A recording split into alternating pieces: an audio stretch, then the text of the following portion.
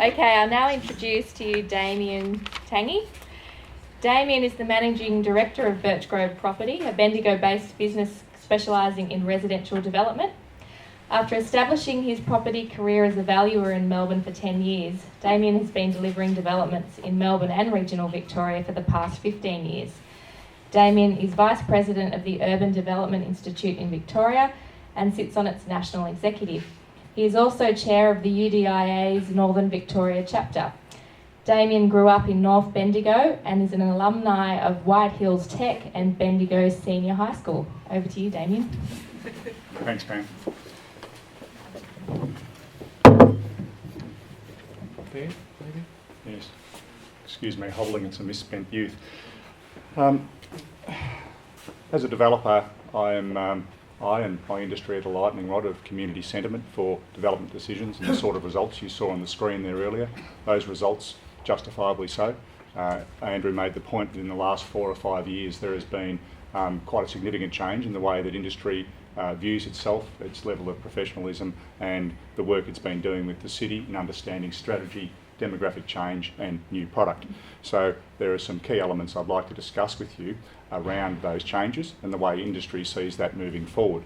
But one of the other things I need to work with you all on is the development framework.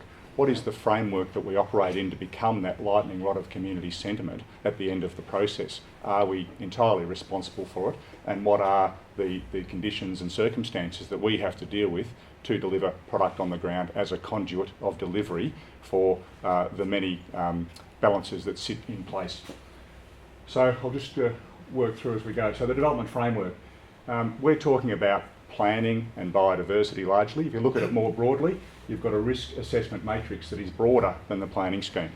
So the business I operate invests a substantial amount of resource on a medium to high risk basis for a medium term period in a regional market. And there's a corporate governance that goes with that. There's a level of responsibility and a responsibility we have to the banks and other people involved, parties in that process. So there's a level of corporate governance that applies to the decisions we have to make within business, and that's unfortunately the money side that no one likes to talk about, but there's a regime that applies. The key one that we start with, sorry, is that the pointer, Sam, the middle one? Top one. Top one, sorry. There we go.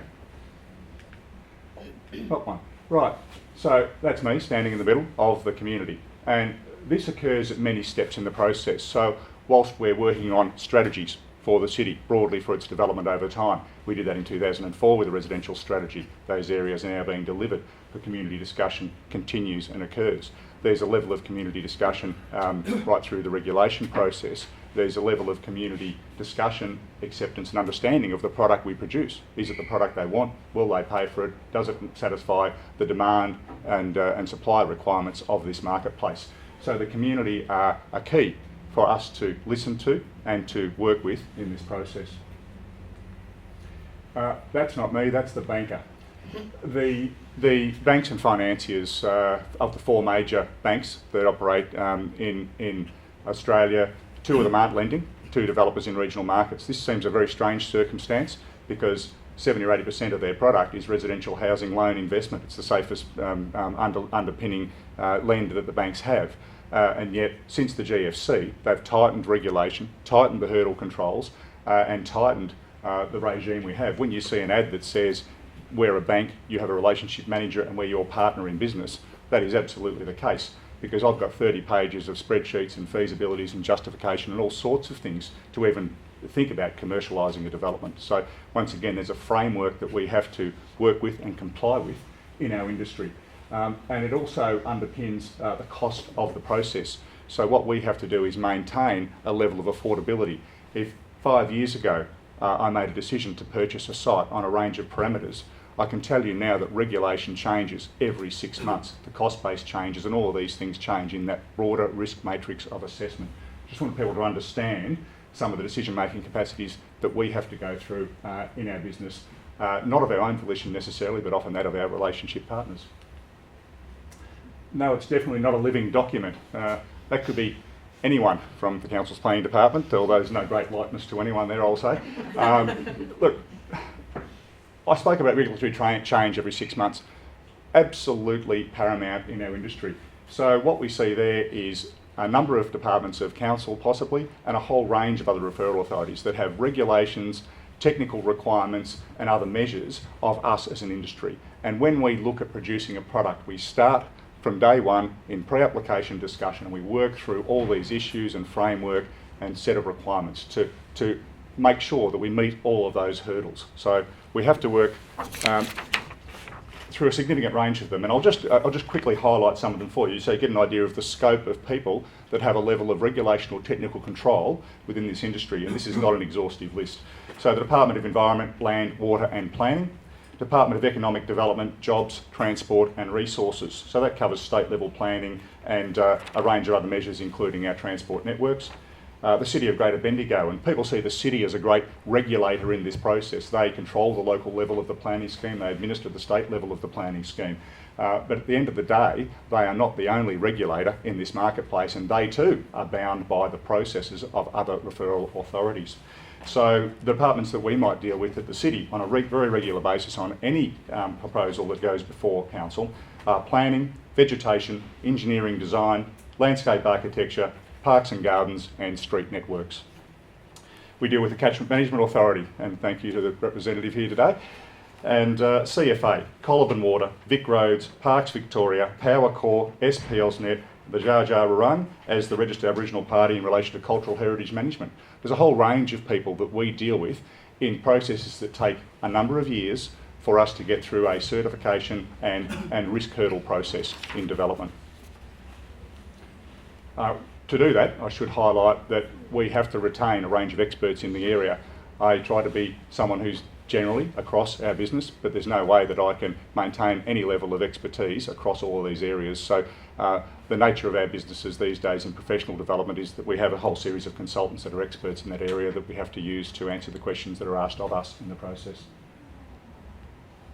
Now we get to the good bit. So from all of this discussion, and regulatory process and the financial framework, we're able to derive some inspiration. What is it we think we can produce out of that? What are our controls and what are the avenues to get to the market?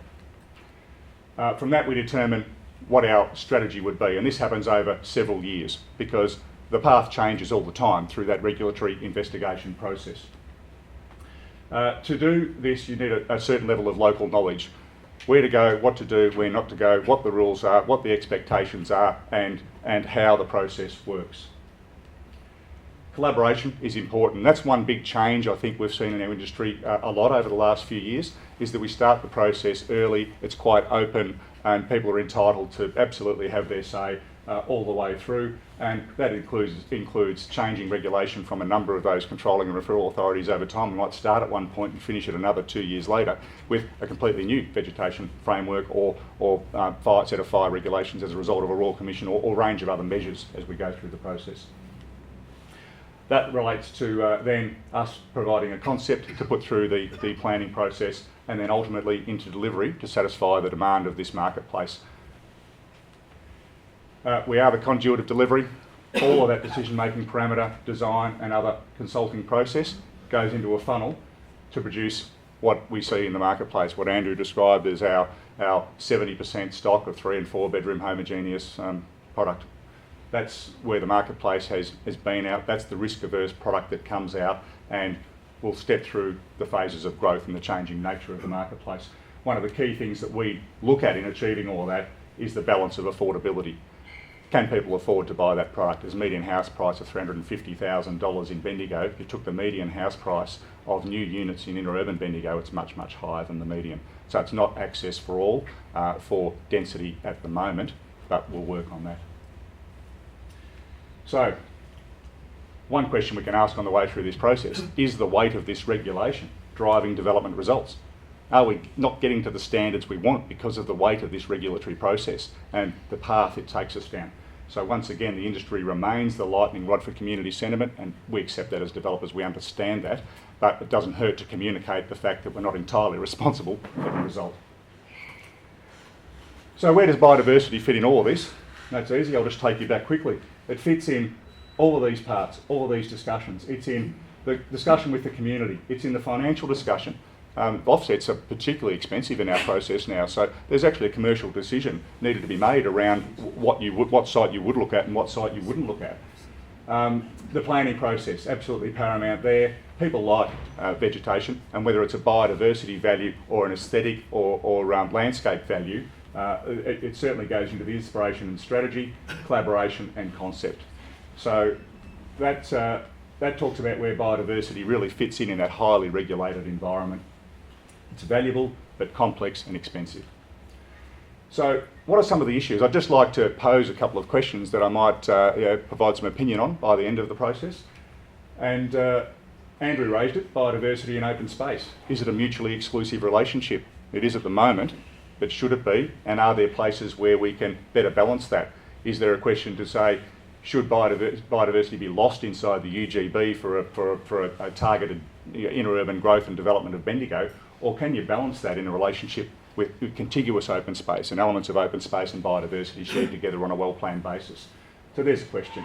Biodiversity and fire management, a mutually exclusive relationship? Absolutely at the moment. Since the fire regulations as a result of the Royal Commission came in, they have overwhelmed vegetation legislation in terms of the importance given to them by panels and by VCAT. So that is a question. What can we do in that space to try and gain some ground back? Economists economising and ground truthing. Let me explain this, that the new native vegetation framework to industry is a most confusing thing. You lost me at polygon assessment. This new regime came in of assessment that no one understands, and I understand what we used to do in our business, but I don't quite understand it now. We still employed experts in the area back then, we still do it now, but I don't understand the language they're talking, and it just goes into a mysterious black hole and comes out the other end at times with an answer. So I think those systems are probably designed by economists who've economised, but have they got economy out of it? I don't know. Ground truthing is having a qualified expert go and look at it and ascertain it for what it is to get the correct EVC, the correct assessment, the correct understanding and the correct balance, so you can have a discussion with other experts at council and state government and arrive at the right balance in the process. Ability to consolidate areas of regional and national park as offset. So the opportunity exists around Bendigo to take private parcels, generally zoned rural, which are treed and don't have a use within the rural zone, and abut regional or national park, to consolidate those as an offset or a balanced offset with open space. At the moment that's not occurring due to the cost of land management. So there's something to think about there. If I own some of that land and wanted to provide it to the state government as an offset, would they be in a position to manage the land? And is that a more efficient system for an economist to economise on?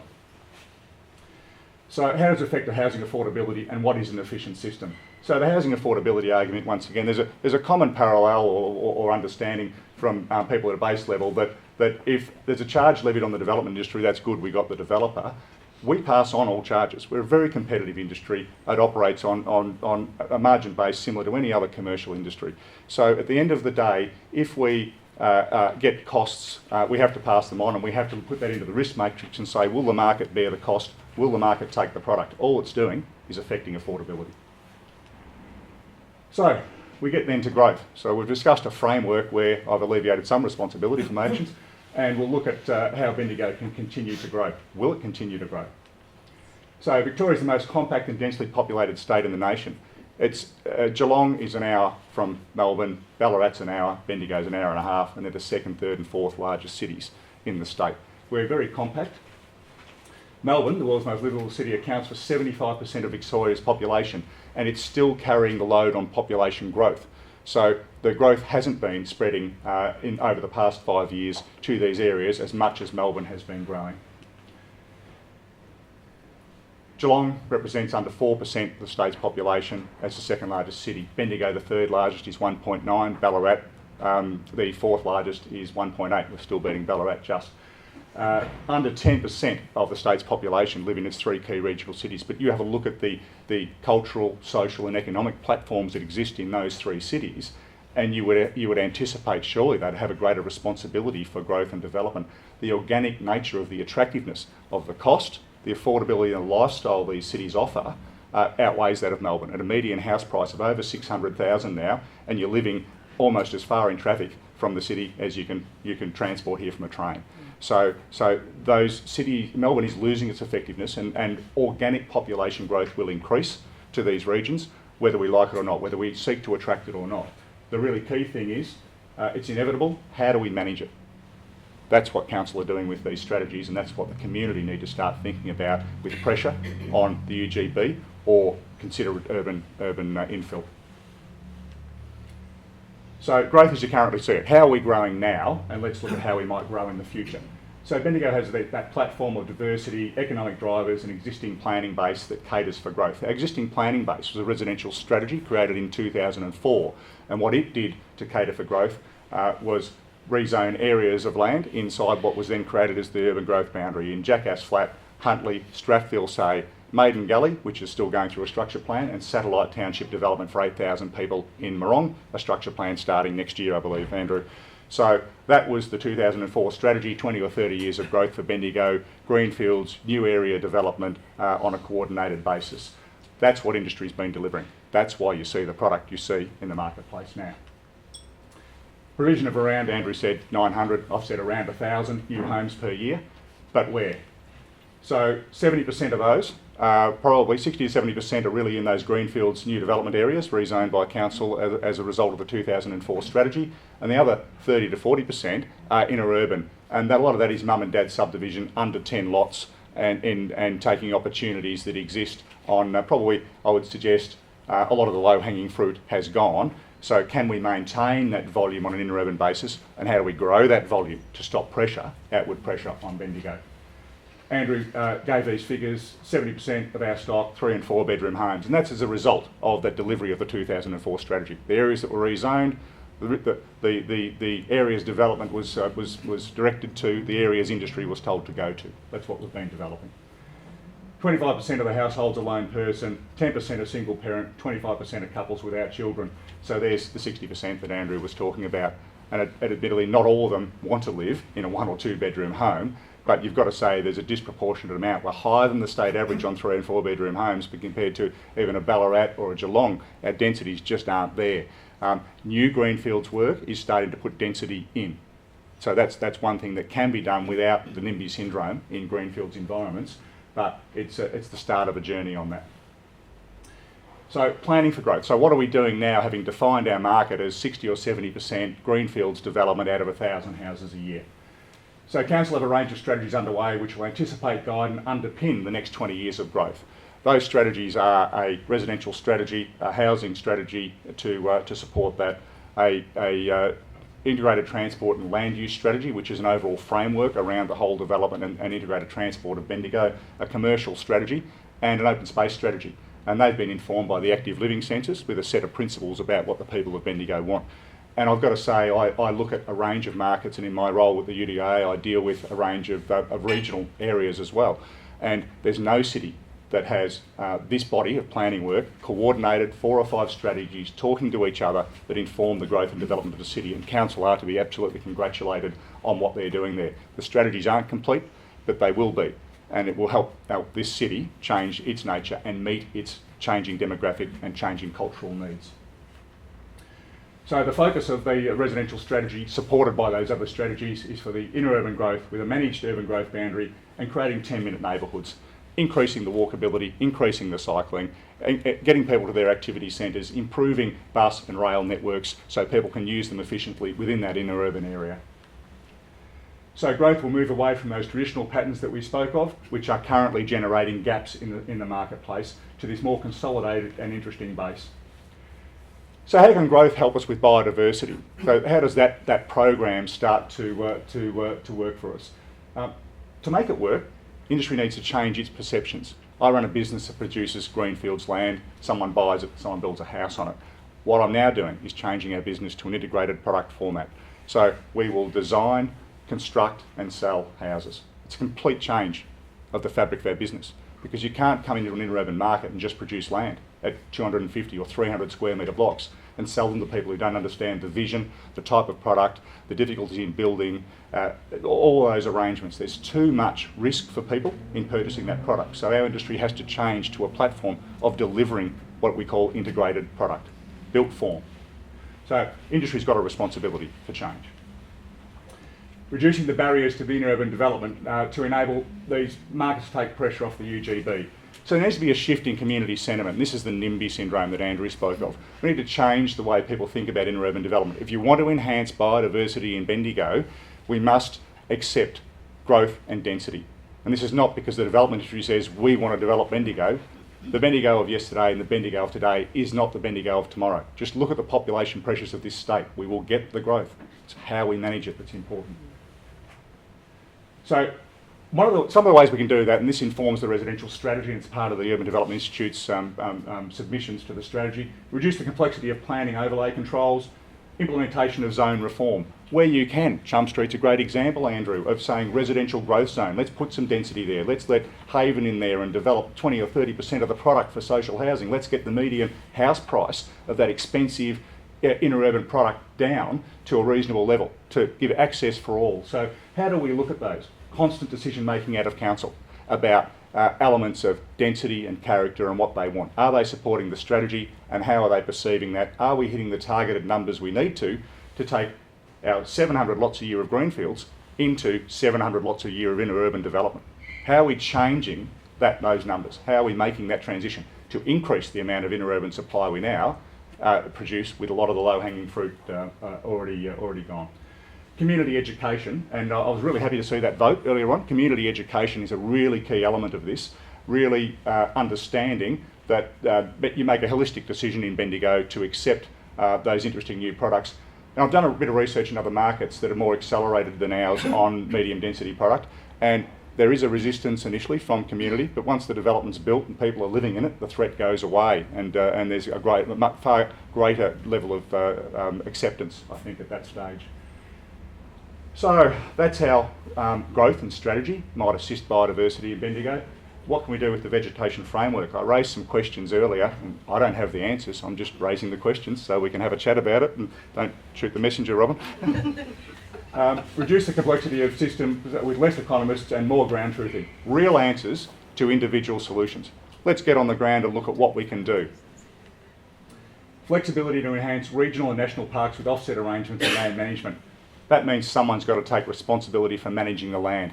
I don't know if you understand the offset framework at the moment, but we go to a service provider who might provide us with, 0.3 of that and 0.8 of that and 2 of that, EVC and that rating and that process, 40 or 50 kilometres from here. It's assessed stock, it's credible stock, it's what we get. We put a quote out, we get a response back, and there's a price to it, and it's a commercial transaction. It's not next door to the development we produce. It's not available to the people within that precinct. So we need to work harder on these systems and processes which keep the offset localised and keep people engaged. I want you to understand with biodiversity that if I had a site and I paid a full offset on the site, it doesn't mean all the vegetation gets removed. It means that the long-term viability of that vegetation is assessed as being lost. So the biodiversity value for all the vegetation is offset, but what remains is vegetation that can be used for aesthetic and landscape purposes. We've just paid the biodiversity value. So a full offset of a site does not mean the vegetation will be lost. Modern development seeks to include the vegetation, and there's increasing elements of this. Imagine in Strathfield, say, we'll have those swathes, keeping original trees and drainage runs and those sorts of elements. So there are anything we produce is, what you see now is 3 or 4 years old. What we're designing now is a far better product that takes greater consideration of these measures. So we might ask the state government at some stage to take responsibility for some of that land management and consolidate those parcels and give a broader, better balanced economic management of offset closer to Bendigo. Reduction of biodiversity value is difficult to avoid with residential growth, but may ultimately need a greater net gain. So the net gain is, if we pay the full offset, that's considered a net gain. That's the native vegetation framework. But if we then maintain vegetation on site that still lives, it's just not got a biodiversity value assessed on it, but it's still there, there's an additional part or component to the net gain. So that's a win. And reconsider the relationship between biodiversity retention and open space inside the UGB. Andrew raised the question, should it be lost? I raised the question, how do we creatively manage it? How do you link open space? They're mutually exclusive things. I can't call a park open space and get it and not have to pay the biodiversity offset on it, and I accept that. But how can we link those things together in linear trails and other processes, or areas along existing creek lines and other measures that we plant for biodiversity and that we manage and we retain close to Bendigo within the community. Engage in an understanding of not just biodiversity but the broader living environment, and this will assist in biodiversity results. So I want to take you through just an example of a more holistic view. Is there hope? So there I would insert my motherhood statement about sustainability and positive change, and I've got one. I just didn't want to offend you by inserting it. Then just to top it up, I had a little bit about triple bottom line and the whole of community benefit. But really when it comes down to it, I don't have the implementation plan or the costings because I can't work that out. What we're doing in our business at the moment, in an exercise that council are aware of and we're working with Colliver Mortar, is looking at larger increments of open space, and what we're trying to do is value those and say, what value does it add for the community? I know what it costs to produce and deliver the open space, but a triple bottom line assessment is that social element where you say, what value have we added here? And what responsibility do we accept as the developer to pay that additional to create that value? Genuine triple bottom line. Now, the referral authorities we're dealing with, we've asked the question of, everyone's struggling to get to that bottom line, and it's about how you do the assessment. Ultimately, it's probably a survey of the people of Bendigo, which is sort of like the active living census, to say, how do we then reassess? How do we value and prioritise these things, and how can we put a value on it so we can make a value judgment, and there's an independent body of work that referral authorities, council and businesses like mine can go to and use in common to value these assessments. So a more holistic, broad basis. And one of the ways of sort of demonstrating that is Enviro Development. This is a program of the Urban Development Institutes. It's an independent board and assessment criteria for development. And it's chaired by Professor Lindsay Nielsen. It is a credible arm's length program. There's 2 6-leaf developments in Victoria: waste, materials, community, water, energy and biodiversity, achieving gains in all of those areas, from starting a development at greenfields to the built completion of a development. That talks more, biodiversity we're here talking about, that talks more about this more holistic nature. If you engage with all of these in these strategy assessments and in these considerations, you'll get a better result for biodiversity. It's not just about biodiversity, it's about the environment in which we live and trying to capture a number of those elements through the strategies. It's challenging stuff, and we as an industry work towards it. We remain the lightning rod, and I accept that, and I'm happy to take questions on that too, but that's the steps we're trying to take. That's best practice in our industry now. So be a voice as you are tonight, and happy to take any questions.